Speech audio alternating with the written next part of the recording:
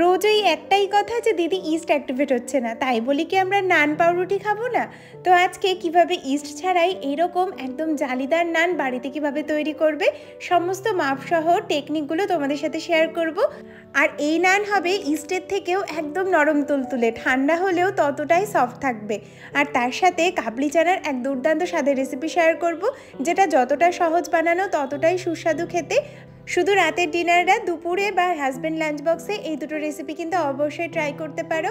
East ছাড়া কিভাবে নরম তুলতুলে নান পাউরুটি বানাবে তার জন্য দেখো মাপটা আমি বলে দিই।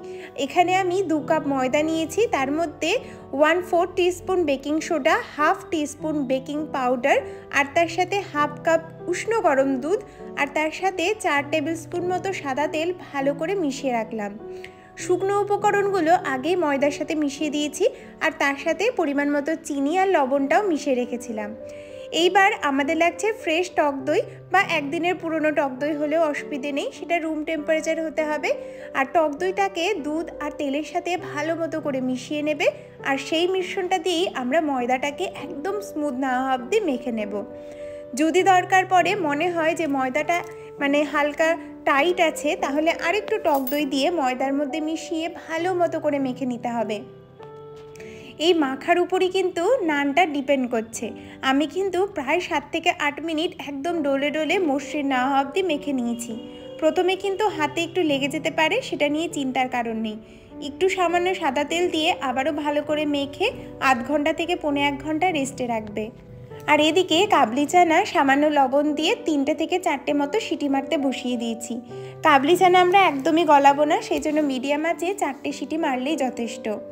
এই কাবলি চানার মধ্যে কিন্তু পনির দিলে ভালো লাগে না, এটা শুধুমাত্র কাবলি চানা দিয়েই সুস্বাদু হয় খেতে।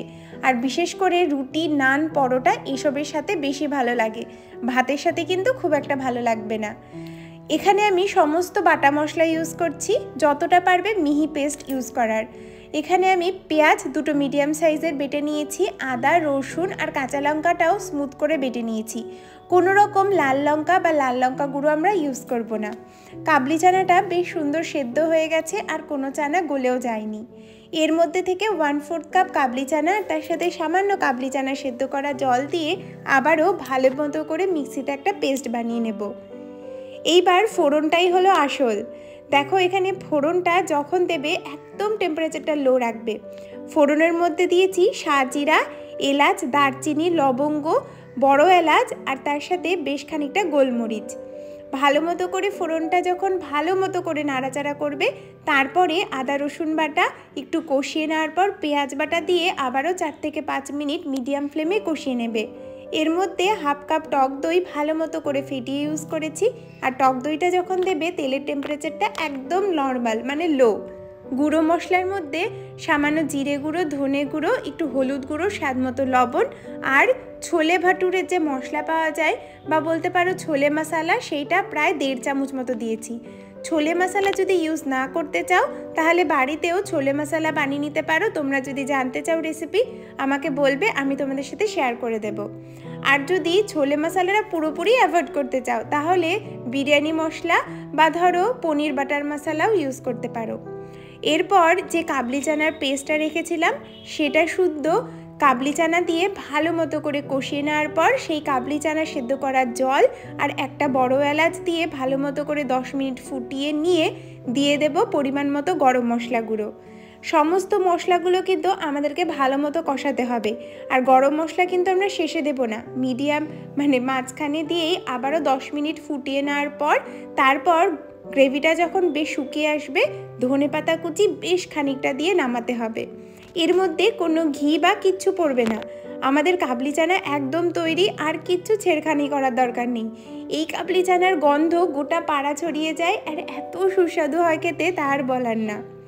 এবার চলে আসি নানে। আজকে রাতে এটা আমাদের ডিনার মেনু ছিল।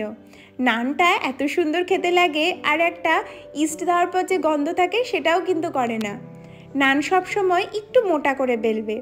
উপর থেকে আমি ধনেপাতা কুচি আর তার সাথে একটু কালো জিরে দিয়েছি, এটা পুরোপুরি অপশনাল, নাও দিতে পারো। একটু হালকা করে বেলে নিয়ে যে ফ্রাইং প্যানে করছো তার মধ্যে ভালো মতো করে গরম করার পর জল ছিটিয়ে দিয়ে নানের অপোজিট সাইডে ভালো মতো করে জল ব্রাশ করে এরকমভাবে তাওয়ার মধ্যে সাটিয়ে দিতে হবে। তারপর যখন নানটা সুন্দরভাবে ফুলে আসবে, তারপর তাওয়াটা উল্টে পাল্টে ভালো মতো সেঁকে নিলেই দেখবে আমাদের নান একদম তৈরি। নামানোর সাথে সাথে একটু বাটার মাখিয়ে রাখবে, আমি এখানে ঘি দিয়েছি। নানগুলো দেখো কতটা সুন্দর ফুলেছে আর খুব নরম থাকে, ঠান্ডা হলেও চিমড়ে যায় না, যেটা ইস্ট দেওয়া নানে হয়। এইভাবে তোমরা ইস্ট ছাড়া বাড়িতেই একদম ব্রেডের মতো নান বানিয়ে নিতে পারবে। শেষে একদম সাদা একটা বাটার নান বানিয়েছিলাম। এটা নান একটু নান বলবো না বেবি নান বলবো, তোমরাই বলে দাও। তবে নানগুলো ভীষণ সফট হয়েছিল আর বেশ জালিদার। তোমাদেরকে একটা ফাটিয়ে দেখাচ্ছি যে কতটা সুন্দর হয়েছে। দেখো কতটা ভেতরে টেক্সচারটা কতটা সফট এসেছে আর জালিদারগুলো কি সুন্দর বোঝা যাচ্ছে।